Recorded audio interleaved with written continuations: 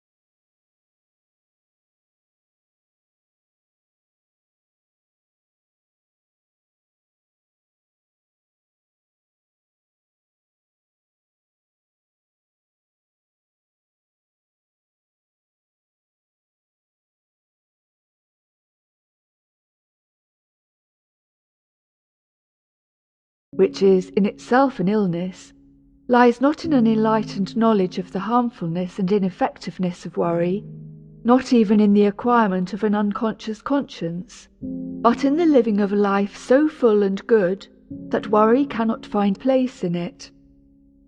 That idea of worry and conscience, that definition of serenity, simplifies life immensely. To overcome worry by substituting development and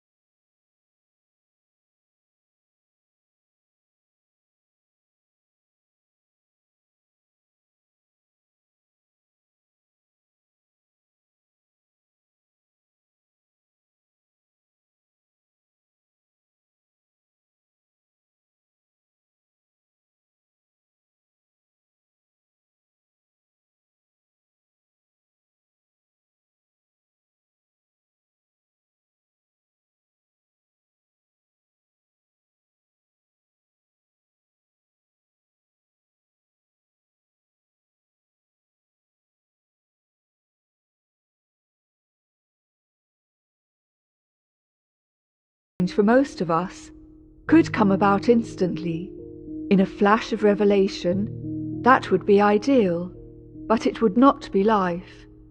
We must return again and again to the old uninspired state wherein we struggle conscientiously with perverse details. I would not minimize the importance and value of this struggle, only the sooner it changes its level, the better for everyone concerned. Large serenity must, finally, be earned through the toughening of moral fibre that comes in dealing squarely with perplexing details. Some of this struggle must always be going on, but serener life will come when we begin to concern ourselves with larger factors. How are we to live the larger life? Partly through uninspired struggle and through the brave meeting of adversity, but partly, also, in a way that may be described as out of hand, by intuition, by exercise of the quality of mind that sees visions and grasps truths beyond the realm of common thought. I am more and more impressed with the necessity of inspiration in life if we are to be strong and serene, and so finally escape the pitfalls of worry and conscience. By inspirations I do not mean belief in any system or creed. It is not a stated belief that we need to begin with. That may come in time. We need first to find in life, or at least in nature, an essential beauty that makes its own true, inevitable response within us. We must learn to love life so deeply that we feel its tremendous significance, until we find in the sea and the sky the evidence of an overbrooding spirit too great to be understood, but not too great to satisfy the soul. This is a sort of mother religion, the matrix from which all sects and creeds are born. Its existence in us dignifies us and makes simple, purposeful, and receptive living almost inevitable. We may not know why we are living according to the dictates of our inspiration, but we shall live so, and that is the important consideration. If I urge the acquirement of a religious conception that we may cure the intolerable distress of worry, I do what I have already warned against. It is so easy to make this mistake that I have virtually made it on the same page with my warning. We have no right to seek so great a thing as religious experience that we may be relieved of suffering. Better go on with pain and distress than cheapen religion by making it a remedy.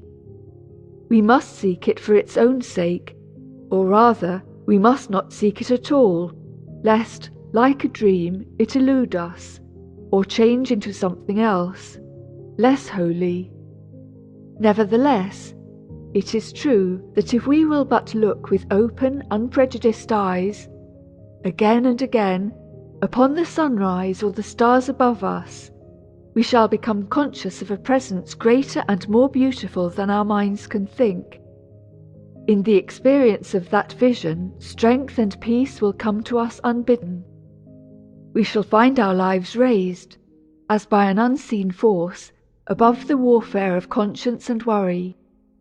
We shall begin to know the meaning of serenity and of that priceless, if not wholly to be acquired, possession, the untroubled mind. I am aware that I shall be misunderstood and perhaps ridiculed by my colleagues when I attempt to discuss religion in any way. Theology is a field in which I have no training, but that is the very reason why I dare write of it. I do not even assume that there is a God in the traditional sense. The idea is too great to be made concrete and literal. No single fact of nature can be fully understood by our finite minds.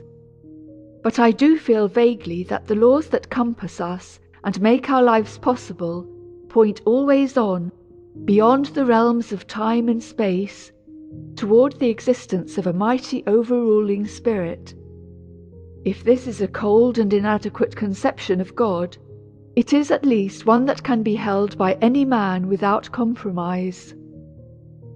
The modern mind is apt to fail of religious understanding and support, because of the arbitrary interpretations of religion which are presented for our acceptance. It is what men say about religion, rather than religion itself, that repels us. Let us think it out for ourselves. If we are open to a simple, even primitive conception of God, we may still repudiate the creeds and doctrines, but we are likely to become more tolerant of those who find them true and good. We shall be likely in time to find the religion of Christ understandable and acceptable, warm and quick with life. The man who ungrudgingly opens his heart to the God of nature will be religious in the simplest possible sense. He may worry because of the things he cannot altogether understand, and because he falls so far short of the implied ideal. But he will have enlarged his life so much that the common worries will find little room. He will be too full of the joy of living to spend much conscious thought in worry. Such a man will realize that he cannot afford to spend his time and strength in regretting his past mistakes. There is too much in the future. What he does in the future, not what he has failed to do in the past, will determine the quality of his life.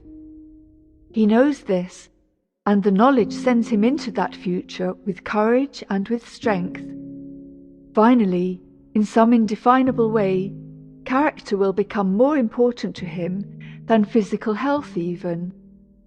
Illness is half compensated when a man realizes that it is not what he accomplishes in the world, but what he is that really counts, which puts him in touch with the creative forces of God and raises him out of the aimless and ordinary into a life of inspiration and joy.